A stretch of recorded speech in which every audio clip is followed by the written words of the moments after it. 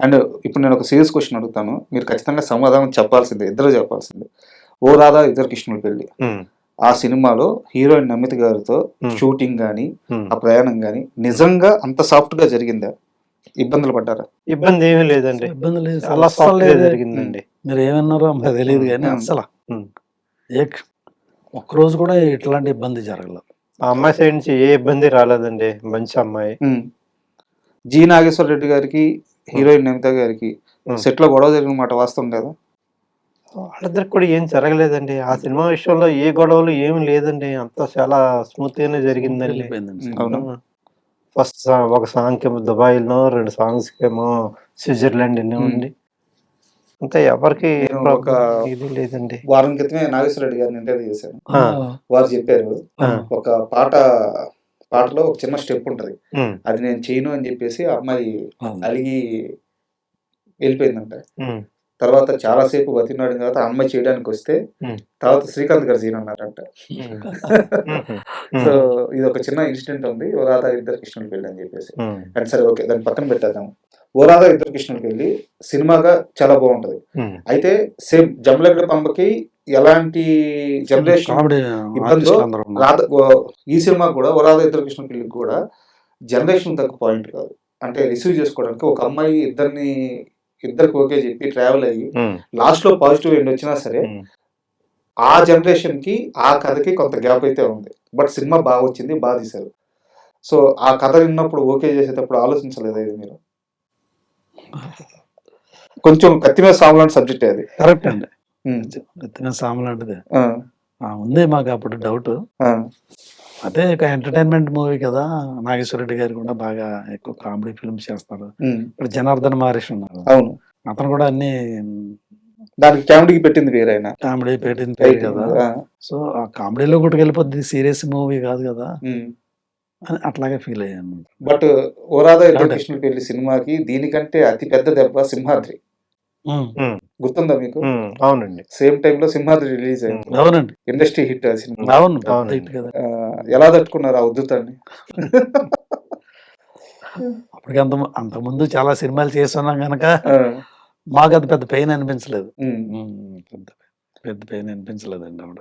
But ఒక అంటే actual గా నాగేశ్వర రెడ్డి గారు కూడా అదే చెప్పారు, సినిమా ఇంకా మంచి కలెక్షన్స్ విషయంలో ఇంకా రావాలండి. సింహాద్రి చాలా పెద్ద దెబ్బ. డైరెక్టర్ గారు కూడా చాలా ఎక్స్పెక్ట్ చేశాడు, ఆ సినిమాతో పెద్ద స్థాయికి వెళ్తారని ఎక్స్పెక్ట్ చేశారు ఆయన. సో అండ్ ఆ సినిమా తర్వాత ఓ రాధా ఇద్దరు కృష్ణుల పెళ్లి తర్వాత జూనియర్స్ మూవీకి మీరు డైరెక్టర్ గా మారాల్సి వచ్చింది.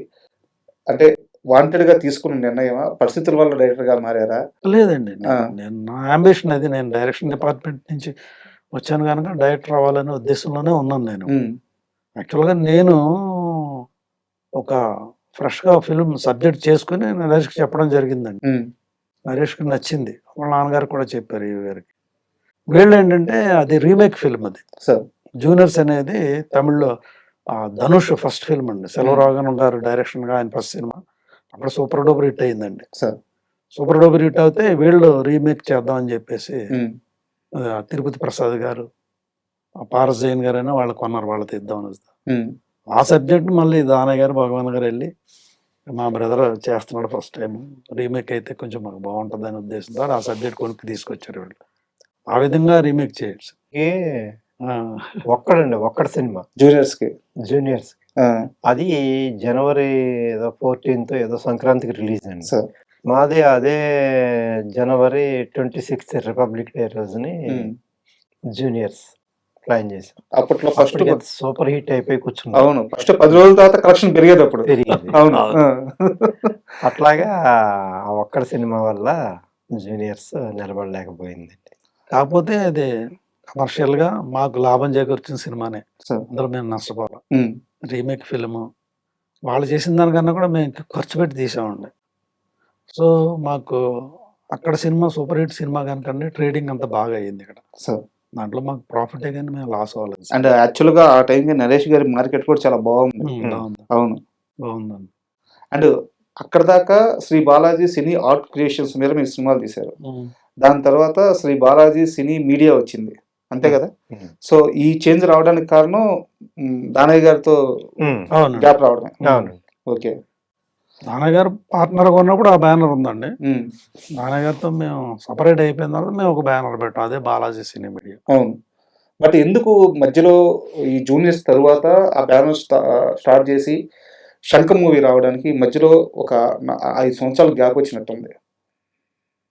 రీజన్ ఏంటి?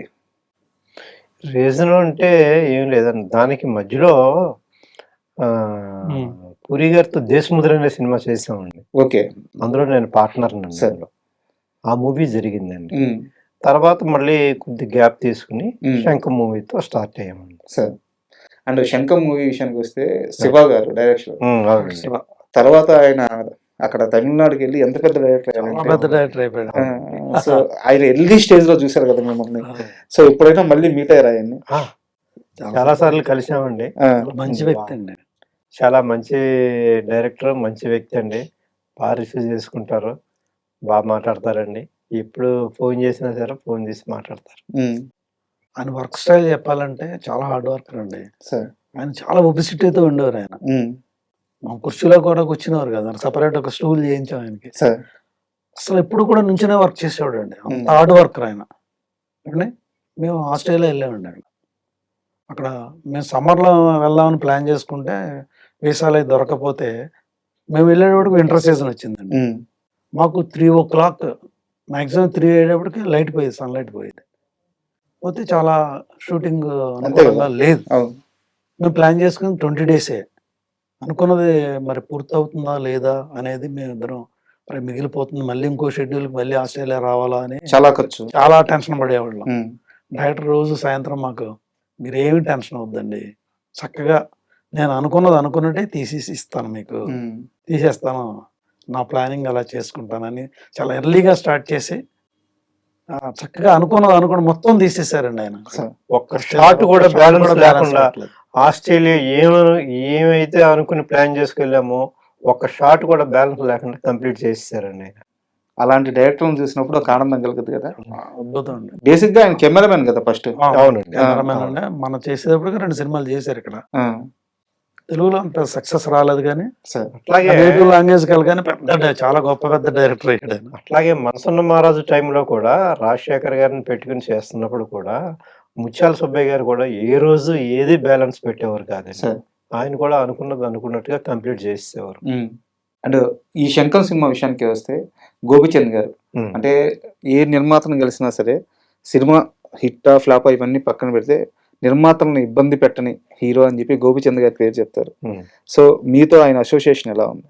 బాగుందండి, చాలా బాగుంది సార్, చాలా బాగుంది. ఎప్పుడు అట్లాంటి ఇబ్బందులు ఏమి ఎవరితోనూ ఆయన అలాగా ఎవరిని ఇబ్బంది పెట్టడండి. మమ్మల్ని అయితే అసలు ఎప్పుడు కూడా ఫ్రెండ్లీగా ఉండేవాళ్ళం అండి, ఫ్రెండ్లీగా చేసేవాళ్ళం. ఎట్లా జరుగుతుంది ఏంటి. బట్ రిపబ్లిక్ తర్వాత జేబీ ఎంటర్టైన్మెంట్స్ మీ బ్యానర్ లోనే, మీది మరో బ్యానర్, మూడో బ్యానర్, దాంట్లో గోపిచంద్ గారితో మీ సినిమా ఉంటుంది అని చెప్పేసి న్యూస్ ఆర్టికల్స్ కూడా వచ్చినాయి. వాస్తవం అండి. అవునండి, అవును. బట్ ఎందుకు మెటీరియలైజ్ అవ్వలేదు అది? అంటే దాన్ని చాలా మంది డైరెక్టర్లు అనుకున్నాం కానండి, హీరో గారికి మాకు నచ్చి సరిపడే అంత కథ ఎవరో తీసుకురాలేకపోయారు. అందువలన అది కొంచెం వెనక్కి జరిగిందండి, అంతే. చాలా ట్రావెల్ చేసామండి అంత సినిమా చేయాలి, మూడో సినిమా. సార్ అంటే ఓపెన్ గా అడుగుతున్నాను, ఇంత పెద్ద నిర్మాతలు ఇన్ని సినిమాలు తీశారు, హీరో డేట్లు మీ దగ్గర ఉన్నాయి, కావాల్సిన బడ్జెట్ మీరు పెట్టుకోవడానికి రెడీగా ఉన్నారు, కథ ఇచ్చే రైటర్లు కానీ కథ ఇచ్చే డైరెక్టర్లు కానీ మీకు దొరకలేదు అంటే ఇక్కడ లోపం ఎవరి దగ్గర ఉంది? లోపం అనేది చాలా పెద్దవాడు. ఇక్కడ గ్యాప్ ఎక్కడి నుంచి వస్తుంది? అంటే మీరు అందరితో టచ్లో ఉంటున్నారా, లేదా ఇలా లో ప్రొఫైల్ చేయడం వల్ల మీరు అందరికి గుర్తుండట్లేదా? అంటే నాకు క్వశ్చన్ అర్థమవుతుంది. సో ఇప్పుడు ఈ రోజు కథలు పట్టుకొని ఇండస్ట్రీలో 100 మంది రైటర్లు తిరుగుతూ ఉన్నారు. సరే, వాళ్ళలో పనికొచ్చే కథలు ఎన్నో, పనికిరాని కథలు ఎన్నో పక్కన పెడితే, గోపిచంద్ర లాంటి హీరో రెడీగా ఉన్నప్పుడు ఇండస్ట్రీ నుంచి ఒక కథ పుట్టించుకోలేకపోయాము అంటే అది మన మైనస్ అని ఒప్పుకుంటారా? అంటే అండి, ఆయనతో సినిమా చేయాలంటే కొంచెం యాక్షన్ సినిమా ఉండాలండి, యాక్షన్ ఉండాలి. ఆయన యాక్షన్ హీరోగా పేరు పడ్డ వ్యక్తి, అలాంటి డైరెక్టర్ ఉండాలి మనకి. అటువంటి కథ కూడా దొరకాలి. యాక్చువల్గా మేము అనుకున్నది పెద్ద డైరెక్టర్లతో అనుకున్నామండి ఆయనతో చేయాలనుకో. చిన్న డైరెక్టర్లతో ఇప్పుడు అనుకోవాలా, కొత్త డైరెక్టర్లతో అసలు అనుకోవాలా. అంటే ఆ కాంబినేషన్ అలా కుదరలేదు అంతే తప్పండి. అండ్ ఇంకో విషయం ఏంటంటే భగవాన్ గారు పుల్లారావు గారు సినిమా అంటే బడ్జెట్ కి ఏ లోటు ఉండదు. మీరు తీసిన సినిమాలు చూస్తే మీ అవును. నేపథ్యం చూస్తే ఏ మేకర్ అయినా ఎగిరి గంతేయాలి మీ దగ్గరికి రావాలంటే. సో కావాల్సినంత ఫ్రెండ్ మీరు ఇందాక కృష్ణవంశీ గారు ఎగ్జాంపుల్ చెప్పారు. కావాల్సింటే బడ్జెట్ ఇస్తాము, సినిమా మాత్రం క్లైమాక్స్ మారదాం మంచిగా రావాలని చెప్పేసి. నిజానికి ఇలాంటి నిర్మాతలు దొరకాలంటే అదృష్టం ఉండాలి. చాలా మంది డైరెక్టర్ జీవితాలు ఎందుకు నలిగిపోతాయి అంటే వాళ్ళు కథ రాసుకొని వస్తారు, వాళ్ళు ఒక విజన్ తో ఉంటారు, అవును. వాళ్ళకి బడ్జెట్ ఇస్తామని చెప్తారు, తర్వాత ఇవ్వరు, అవును. సినిమా పోద్ది, ఇండస్ట్రీలో లేకుండా పోతాడు డైరెక్టర్. సో నేను అడిగేది ఎందుకంటే ఇంత మంచి మేకర్స్ కాబట్టి మీరు, సో మీ లో ప్రొఫైల్ మీకు ఏమన్నా మైనస్ అయిందా అని. అదేం కాదండి. యాక్చువల్గా తమిళ డైరెక్టర్ హరి గారితో అనుకున్నామండి. బా హరి గారితో గోపీచంద్ గారితో చేయాలనుకున్నాం. మంచి కాంబినేషన్, సూపర్ కాంబినేషన్, మంచి కాంబినేషన్ తీసుకొచ్చాం. 2 సార్లు వచ్చారు, గోపీచంద్ గారు కథ చెప్పారు. సార్ అంటే ఆయన చెప్పిన కాన్సెప్ట్ నచ్చలేదు. ఓకే. అట్లా నచ్చగా అది మెటీరియలైజ్ అవ్వలేదు, కానీ లేకపోతే ఆ సినిమా మెటీరియల్ అయితే చాలా బాగుండేది. ఆ సినిమా సార్ మంచి కాంబినేషన్ అయ్యేదండి. మీరు అన్నట్టుగానే చాలా క్రేజ్ అండి. అప్పుడు కూడా జూజేగా న్యూస్లు వచ్చాయండి. సింగం హరి గారి అవును. డైరెక్షన్ లో గోపి గోపిచంద్ గారితో సినిమా రాబోతుంది, పలానా ప్రొడ్యూసర్స్ అని వచ్చేదండి. చాలా క్రేజ్ గా ఉండేది. కానీ మరి అదే మరి కథ సెట్ కాలేదు. బట్ ప్రాజెక్ట్ గా జరుగుంటే అవునండి. వేరే లెవెల్లో ఉండేది. మంచి ఎందుకంటే project. వారి డైరెక్షన్ కి ఈయన యాక్షన్ అవునండి. అదిరిపోయేది. అదిరిపోయేది.